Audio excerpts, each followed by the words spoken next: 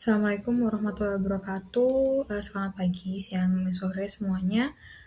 Perkenalkan, saya Melinda Sarasati Wibowo dengan NIM 20501213069 dari Oceanografi Universitas Diponegoro. Di sini saya akan menjelaskan terkait drone, penggunaan dan juga pengaplikasiannya dan juga eh, tipe ataupun bagian-bagian dari drone di sini yaitu DJI Phantom 4 Pro V2. Selanjutnya merupakan pengertian dan juga penggunaan dari drone, di mana drone atau UAV (Unmanned Aerial Vehicle) itu merupakan pesawat tanpa awak yang dikendalikan secara jarak jauh, secara otomatis ya, biasanya menggunakan remote control dengan bisa dijalankan secara otomatis menggunakan sistem navigasi tertentu. Nah, seiring perkembangan teknologi yang ada, penggunaan drone ini menjadi sangat luas. Tidak hanya digunakan dalam bidang fotografi dan juga videografi udara, biasanya dapat digunakan juga dalam survei dan juga pemetaan. Kemudian dapat digunakan di bidang monitoring lingkungan seperti pengamatan hutan, laut, maupun perubahan wilayah pesisir.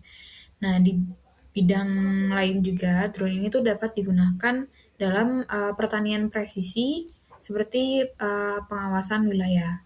Nah, drone ini memiliki keunggulan utama di mana kemampuannya untuk menjangkau area-area yang sulit diakses serta efisiensi secara waktu dan juga biaya dibandingkan menggunakan metode konvensional.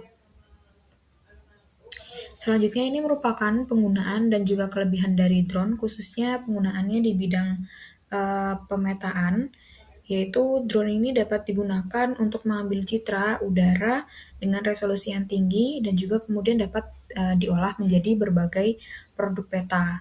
Nah, beberapa hasil yang bisa diperoleh itu yang pertama ada ortofoto atau citra ini yang sudah dikoreksi secara geometrik, kemudian ada model 3 dimensi DSM atau DTM, ini dapat menggambarkan permukaan bumi.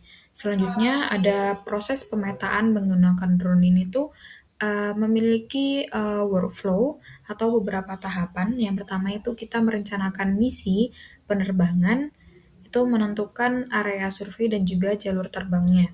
Kemudian melakukan pengambilan data menggunakan drone. Yang terakhir merupakan pengolahan data menggunakan software fotogrametri. Dan selanjutnya menghasilkan output itu berupa peta ataupun model.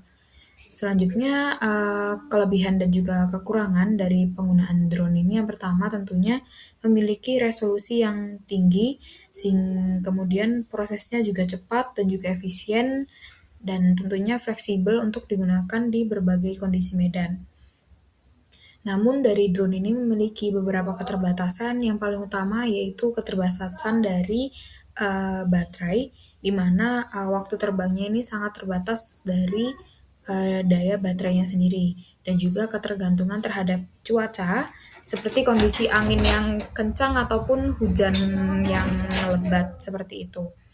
Nah, dari kelebihan dan juga kekurangan ini, khususnya dalam bidang oceanografi, drone ini memiliki banyak sekali aplikasi yang bisa digunakan seperti monitoring garis pantai, pemetaan ekosistem mangrove, maupun analisis perubahan wilayah pesisir yang diakibatkan oleh erosi ataupun sedimentasi.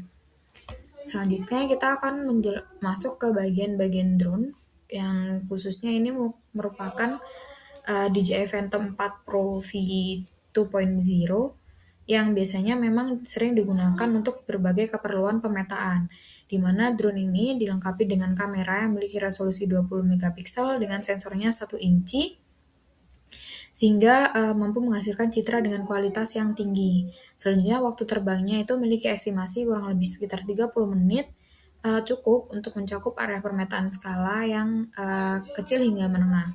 Selanjutnya, drone ini juga menggunakan sistem GPS yang dapat membantu dalam menentukan posisi secara akurat, yang tentunya penting dalam melakukan pemetaan. Selanjutnya ini juga mempunyai sensor penghindar rintangan atau obstacle avoidance. Ini dapat meningkatkan keamanan saat melakukan penerbangan. Kemudian ini adalah bagian dan juga fungsi yang dimiliki dari drone. Itu yang pertama ada frame, merupakan struktur utama yang menopang seluruh komponen drone-nya. Kemudian ada motor atau propellernya, ini dia menghasilkan gaya angkat sehingga drone-nya ini dapat terbang. Kemudian ada kamera yang tentunya digunakan untuk mengambil data citra udara dan dilengkapi dengan gimbal juga sehingga hasilnya itu lebih stabil, fokus dan tidak blur. Kemudian dilengkapi juga dengan GPS yang dapat digunakan untuk menentukan posisi dan juga membantu navigasi selama penerbangan. Kemudian baterai tentunya sebagai sumber daya utama selama penerbangan dan juga remote control yang digunakan oleh operator untuk mengendalikan pergerakan drone ketika berada di darat. Terakhir merupakan sensor obstacle yang dia bisa menghindari dari beragam halang rintang yang mengganggu proses penerbangan drone-nya sendiri. Sekian yang bisa saya jelaskan pada kali ini. Terima kasih sudah menonton videonya. Apabila ada salah dan kurangnya mohon dimaafkan.